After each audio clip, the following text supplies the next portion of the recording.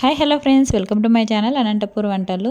చాలా రోజుల తర్వాత అయితే మీకోసము ఈ వీడియో తీస్తున్నానండి. ప్లీజ్ తప్పకుండా ప్రతి ఒక్కరూ సబ్స్క్రైబ్ చేసుకుని నా ఛానల్ని సపోర్ట్ చేయండి. కేక్ రాని వారు కూడా ఇలా ఈజీ అండ్ టేస్టీగా చేసుకోవచ్చు. వీడియోని స్కిప్ చేయకుండా చూడండి.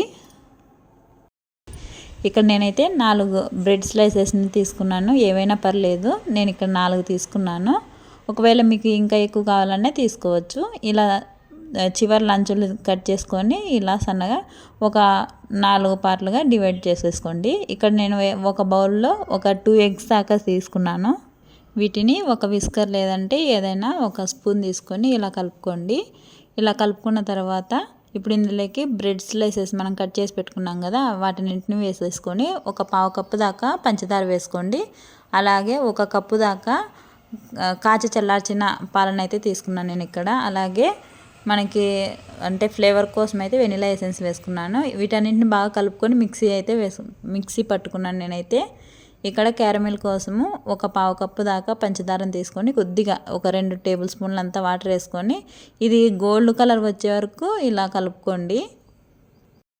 చాలా రోజుల తర్వాత అయితే వీడియో తీస్తున్నాను. ప్లీజ్ తప్పకుండా మీరు ప్రతి ఒక్కరూ సపోర్ట్ చేయండి. అలాగే నా ఛానల్ని సబ్స్క్రైబ్ చేసుకోండి. ఇప్పటి నుంచి కంటిన్యూగా వీడియోస్ తీయడానికి ట్రై చేస్తాను. ఇలా నేను ఒక బాక్స్లో ఈ షుగర్ సిరప్ని వేసుకొని ఇలా స్ప్రెడ్ చేసేసుకోండి.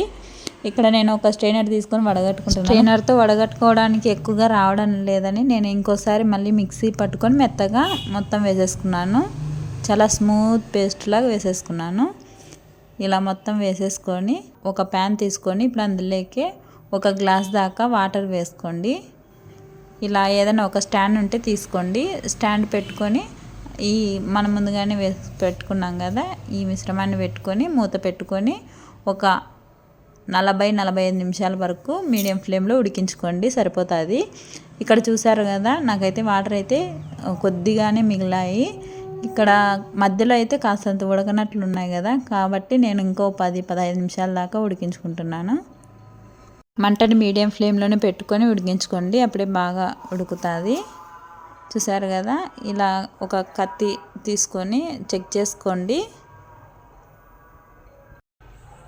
ఇలా పక్కకు తీసి పెట్టుకోండి. ఒక 10-15 నిమిషాల వరకు చల్లారిన తర్వాతే ఒక కత్తితో తీసుకోండి, అప్పుడే బాగా వస్తుంది. చల్లారిన తర్వాతే తీయడానికి ట్రై చేయండి. వేడిగా ఉందంటే అతుక్కొని ఉంటుంది కదా, అసలు రాదు సరిగ్గా. చూసారు కదా, ఇలా సైడ్కి అయితే అంచులా ఇలా అనుకోవాలి. ఇలా ఒక ప్లేట్ తీసుకొని ఇలా బోర్లా తిప్పించి ఇలా టర్న్ చేసేసేయండి, సరిపోతుంది. వచ్చేస్తుంది బాగా ఈజీగా.